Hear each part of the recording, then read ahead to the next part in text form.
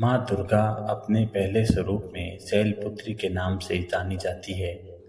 पर्वतराज हिमालय के यहाँ पुत्री के रूप में उत्पन्न होने के कारण इनका यह नाम शैलपुत्री पड़ा था। इन माताजी के दाहिने हाथ में त्रिशूल और बाएं हाथ में कमल शोभापित है।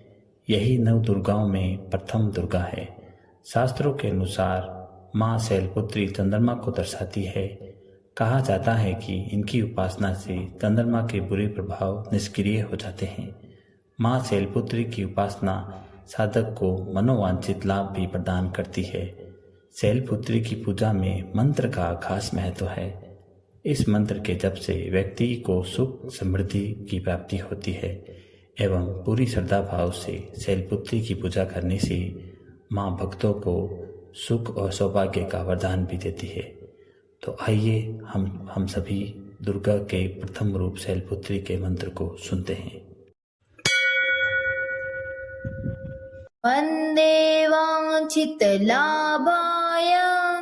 चन्द्राद्रिकितशेखरां रक्षारूढाशूलधरां शैलपुत्री यशस्विनी। वन्दे वाञ्छितलाभाय चन्द्राद्रिकितशेखरां रक्षारूढाशूलधरां शैलपुत्री यशस्विनी। वन्दे वाञ्छितलाभाय चन्द्राद्रिकितशेखरां रक्षारूढाशूलधरां शैलपुत्री यशस्विनी। वन्दे वाञ्छितलाभाय चन्द्राद्रिकितशेखरां रक्षारूढाशूलधरां शैलपुत्री यशस्विनी। वन्दे वाञ्छितलाभाय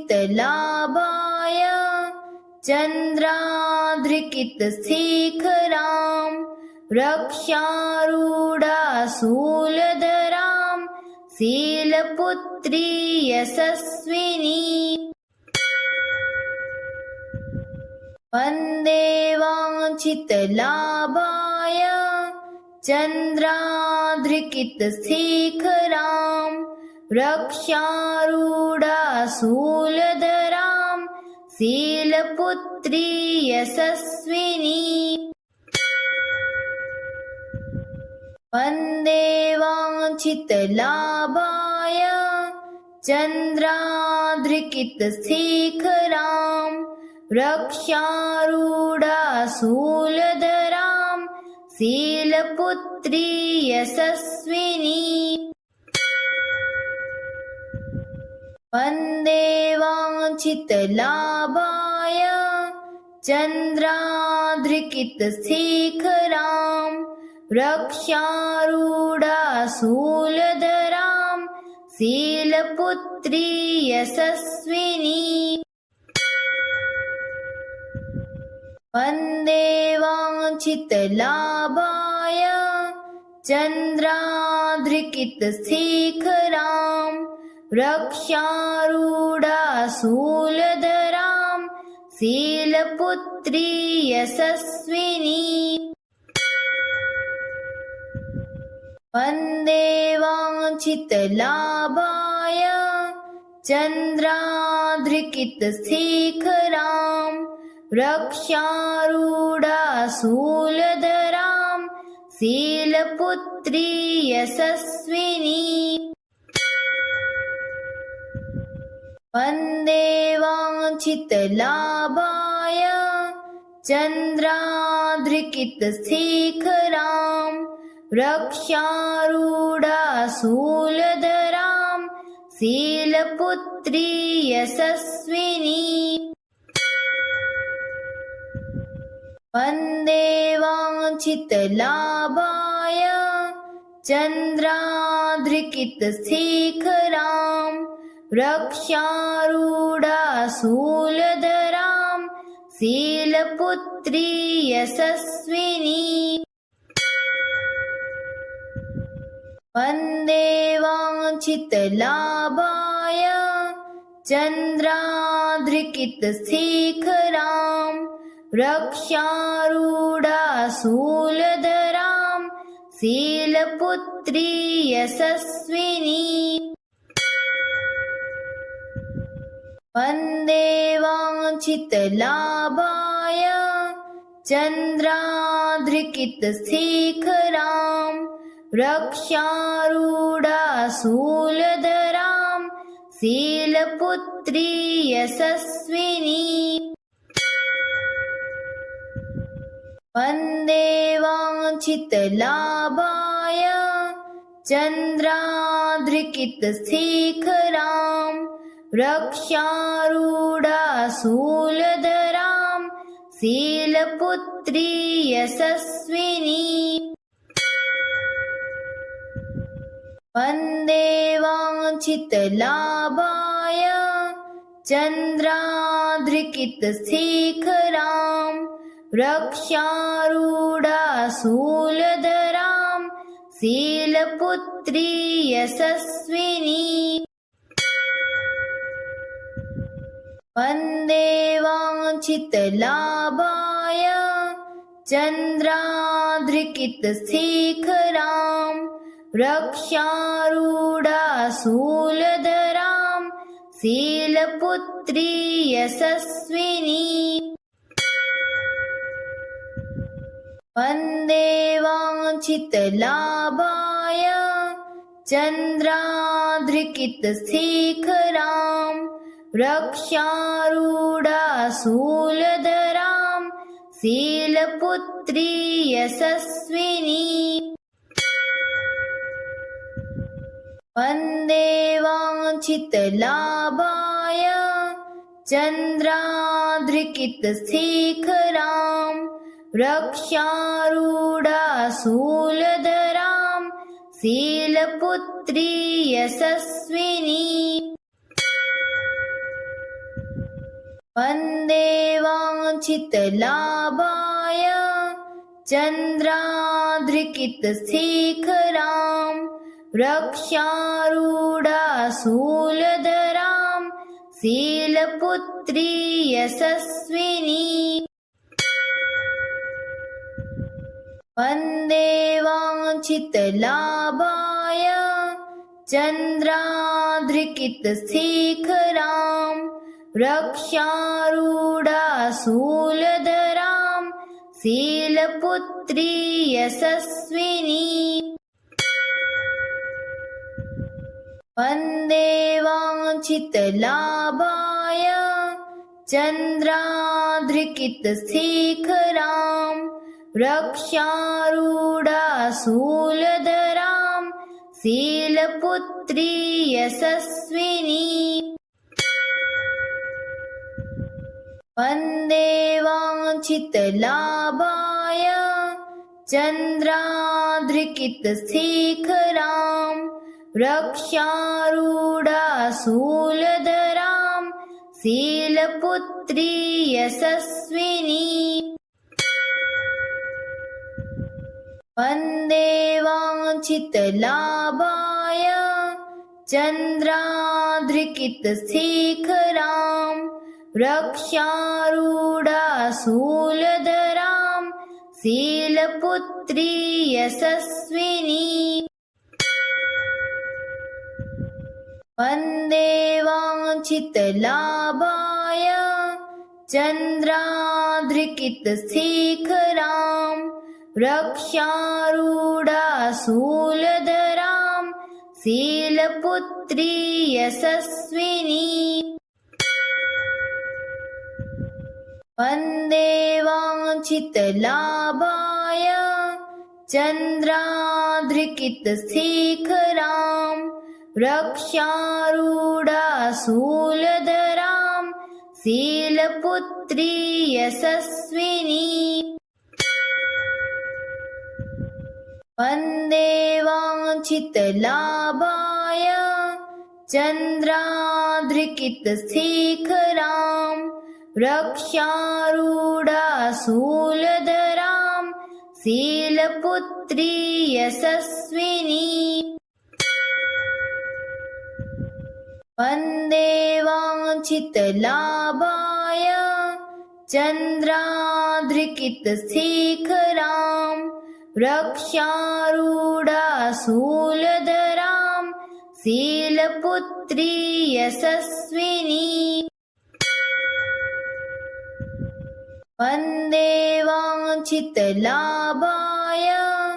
चन्द्राद्रिकितशिखरां रक्षारूढाशूलधरां शीलपुत्री यशस्विनी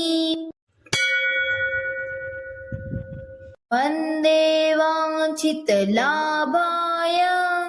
चन्द्राद्रिकितशिखरां रक्षारूढाशूलधरां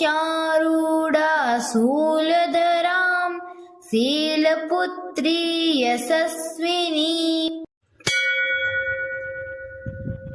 वन्दे वाञ्छितलाभाय चन्द्राद्रिकितशिखरां रक्षारूढाशूलधरां शीलपुत्री यशस्विनी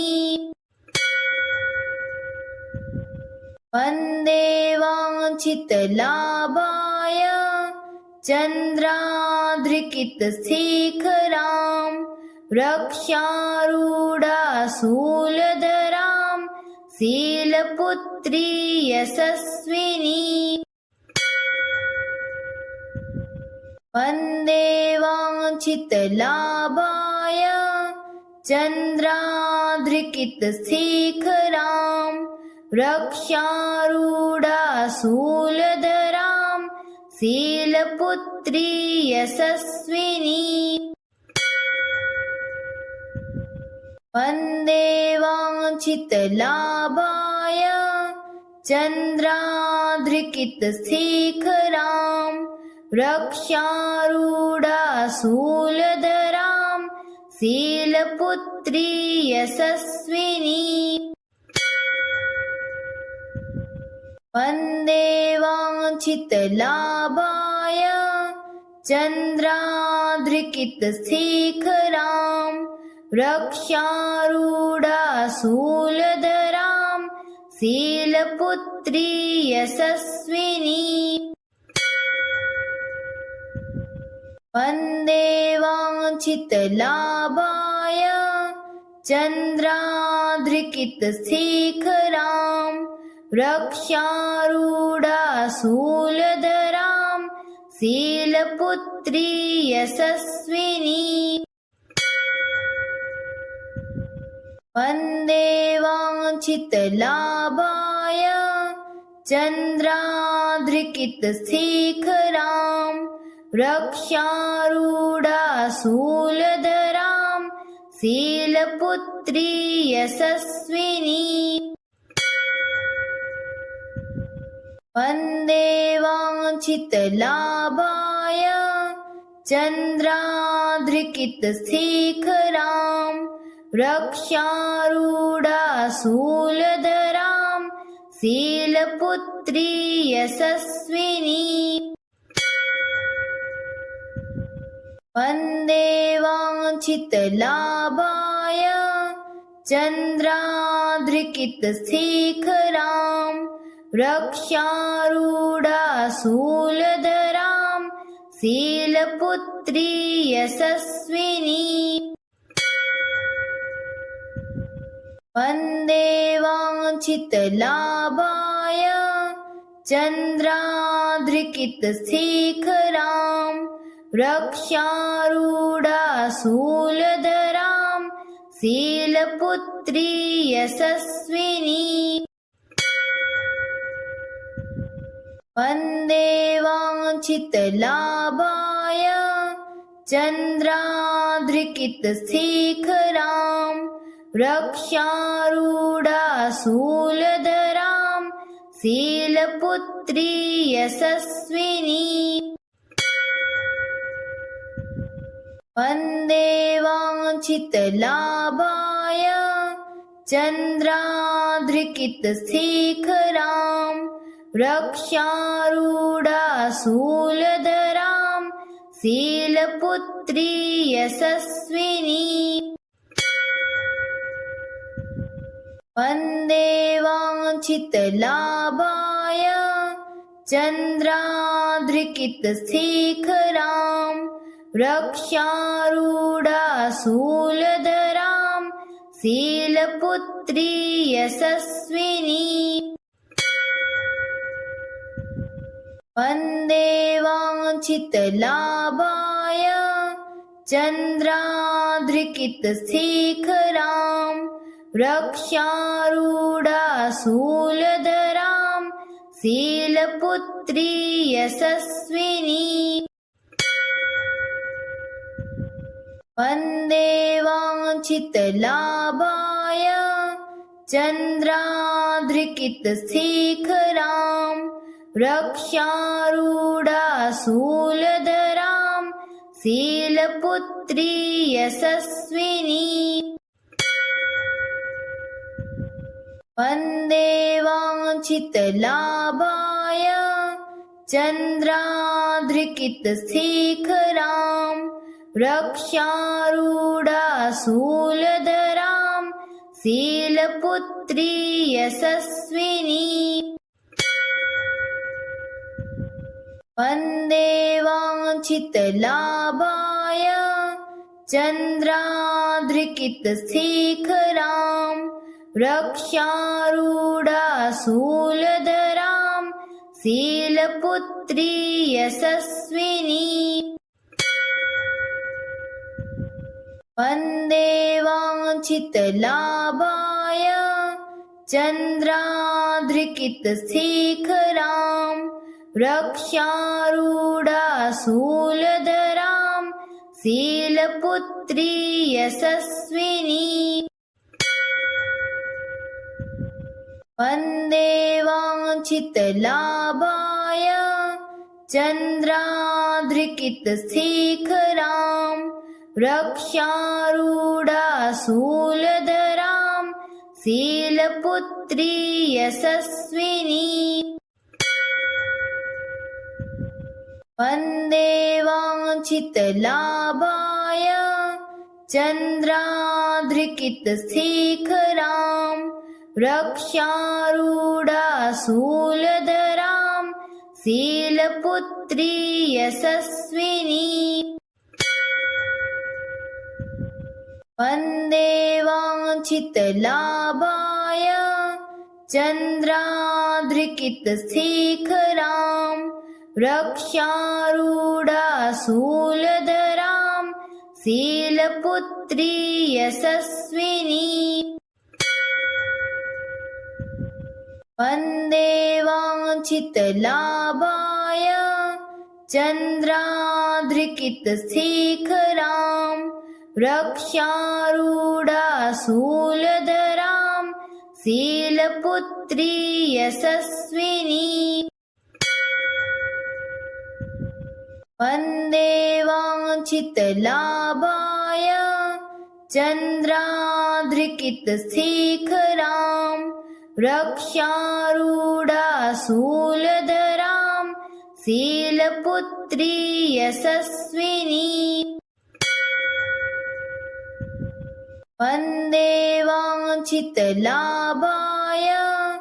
चन्द्राद्रिकितशेखरां रक्षारूढाशूलधरां शीलपुत्री यशस्विनी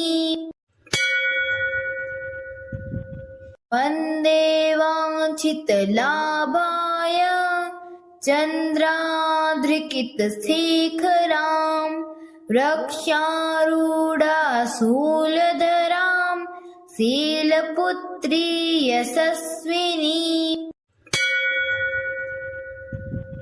वन्दे वाञ्छितलाभाय चन्द्राद्रिकितशेखरां रक्षारूढाशूलधरां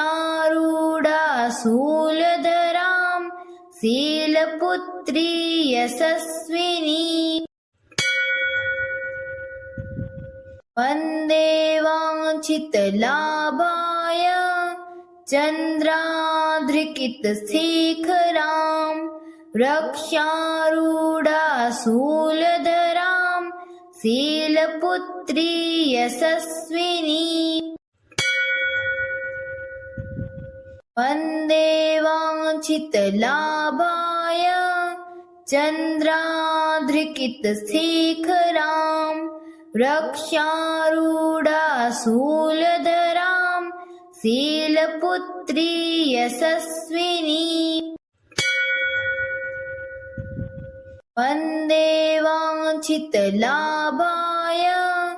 चन्द्राद्रिकितशिखरां रक्षारूढाशूलधरां शीलपुत्री यशस्विनी। वन्दे वाञ्छितलाभाय चन्द्राद्रिकितशिखरां रक्षारूढाशूलधरां शीलपुत्री यशस्विनी। वन्दे वाञ्छितलाभाय चन्द्राद्रिकितशिखरां रक्षारूढाशूलधरां शीलपुत्री यशस्विनी। वन्दे वाञ्छितलाभाय चन्द्राद्रिकितशिखरां रक्षारूढाशूलधरां शीलपुत्री यशस्विनी। वन्दे वाञ्छितलाभाय चन्द्राद्रिकितशिखरां रक्षारूढाशूलधरां शीलपुत्री यशस्विनी। वन्दे वाञ्छितलाभाय चन्द्राद्रिकितशिखरां रक्षारूढाशूलधरां शीलपुत्री यशस्विनी। वन्दे वाञ्छितलाभाय चन्द्राद्रिकितशिखरां रक्षारूढाशूलधरां शीलपुत्री यशस्विनी।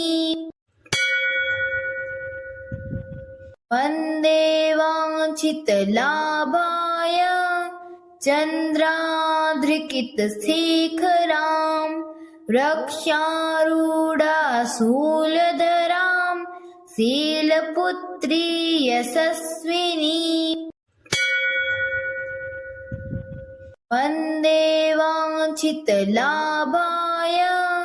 चन्द्राद्रिकितशिखरां रक्षारूढाशूलधरां शीलपुत्री यशस्विनी। वन्दे वाञ्छितलाभाय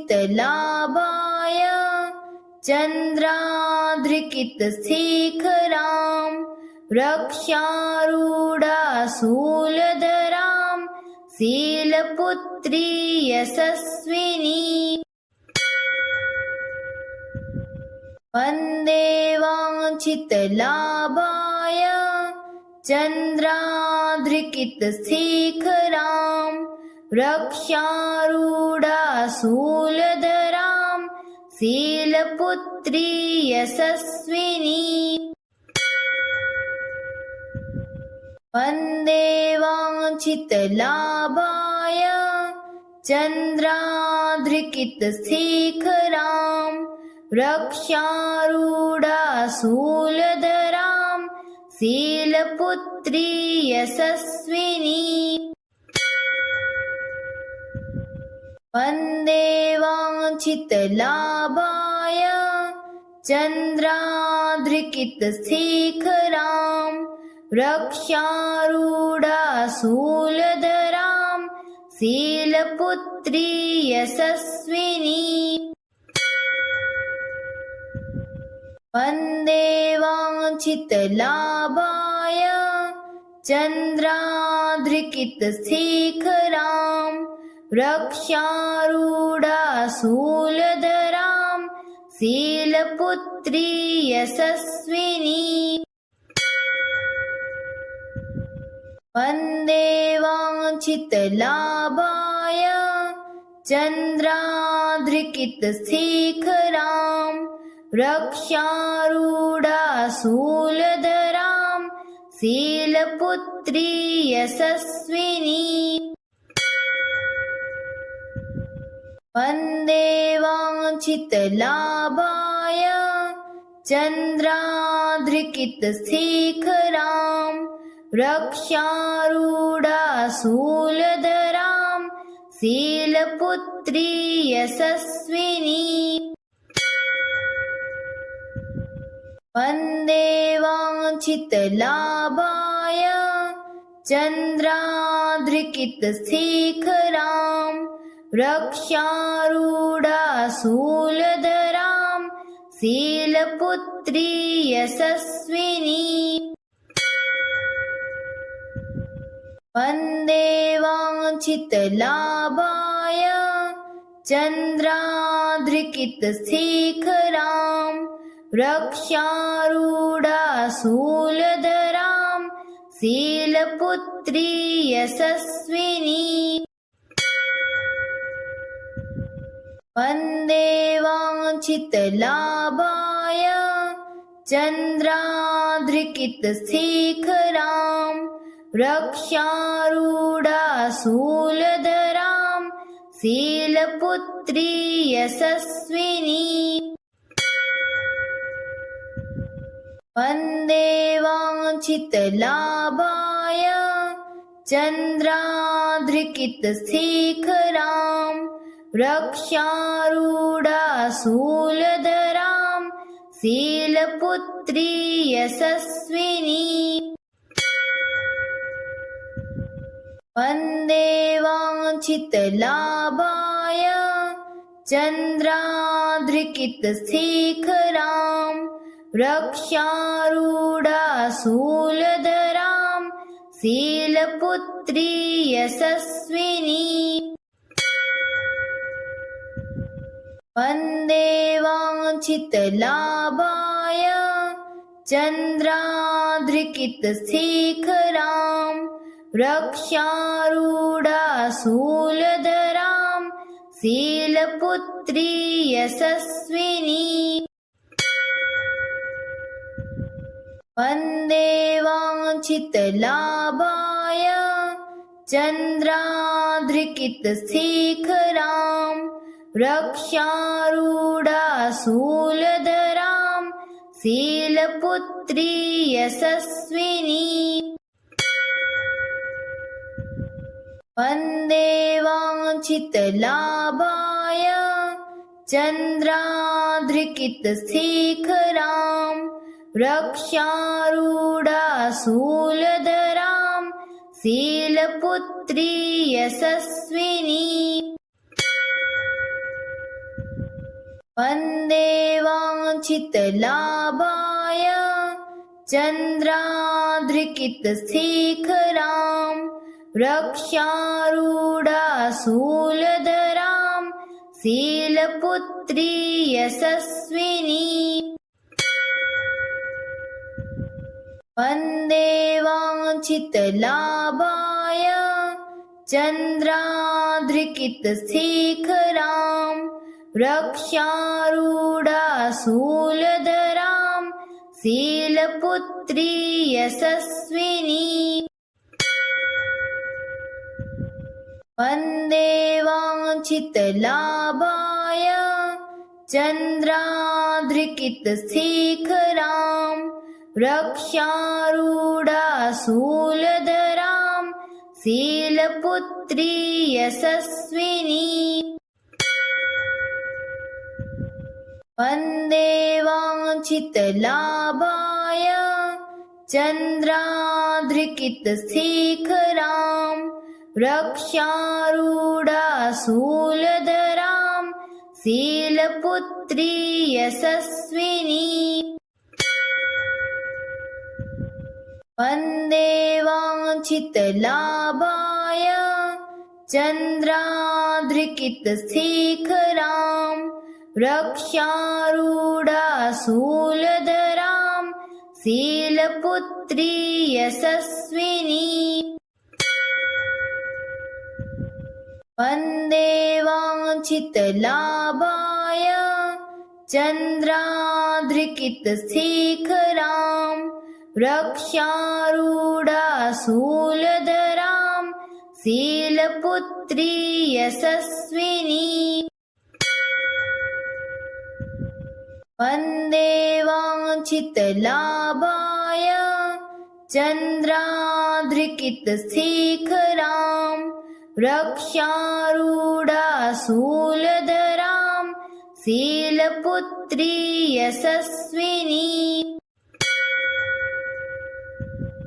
वन्दे वाञ्छितलाभाय चन्द्राद्रिकितशेखरां रक्ष्यारूढाशूलधरां शीलपुत्री यशस्विनी। वन्दे वाञ्छितलाभाय चन्द्राद्रिकितशेखरां रक्ष्यारूढाशूलधरां शीलपुत्री यशस्विनी। वन्दे वाञ्छितलाभाय चन्द्राद्रिकितशेखरां रक्ष्यारूढाशूलधरां शीलपुत्री यशस्विनी। वन्दे वाञ्छितलाभाय चन्द्राद्रिकितशेखरां रक्ष्यारूढाशूलधरां शीलपुत्री यशस्विनी। वन्दे वाञ्छितलाभाय चन्द्राद्रिकितशेखरां रक्ष्यारूढाशूलधरां शीलपुत्री यशस्विनी। वन्दे वाञ्छितलाभाय चन्द्राद्रिकितशेखरां रक्ष्यारूढाशूलधरां शीलपुत्री यशस्विनी। वन्दे वाञ्छितलाभाय चन्द्राद्रिकितशेखरां रक्ष्यारूढाशूलधरां शीलपुत्री यशस्विनी। वन्दे वाञ्छितलाभाय चन्द्राद्रिकितशेखरां रक्ष्यारूढाशूलधरां शीलपुत्री यशस्विनी। वन्दे वाञ्छितलाभाय चन्द्राद्रिकितशेखरां रक्ष्यारूढाशूलधरां शीलपुत्री यशस्विनी। वन्दे वाञ्छितलाभाय चन्द्राद्रिकितशेखरां रक्ष्यारूढाशूलधरां शीलपुत्री यशस्विनी। वन्दे वाञ्छितलाभाय चन्द्राद्रिकितशेखरां रक्ष्यारूढाशूलधरां शीलपुत्री यशस्विनी। वन्दे वाञ्छितलाभाय चन्द्राद्रिकितशेखरां रक्ष्यारूढाशूलधरां शीलपुत्री यशस्विनी। वन्दे वाञ्छितलाभाय चन्द्राद्रिकितशिखरां रक्षारूढाशूलधरां शीलपुत्री यशस्विनी। वन्दे वाञ्छितलाभाय चन्द्राद्रिकितशिखरां रक्षारूढाशूलधरां शीलपुत्री यशस्विनी। वन्दे वाञ्छितलाभाय चन्द्राद्रिकितशिखरां रक्षारूढाशूलधरां शीलपुत्री यशस्विनी। वन्दे वाञ्छितलाभाय चन्द्राद्रिकितशिखरां रक्षारूढाशूलधरां शीलपुत्री यशस्विनी। वन्दे वाञ्छितलाभाय चन्द्राद्रिकितशिखरां रक्षारूढाशूलधरां शीलपुत्री यशस्विनी। वन्दे वाञ्छितलाभाय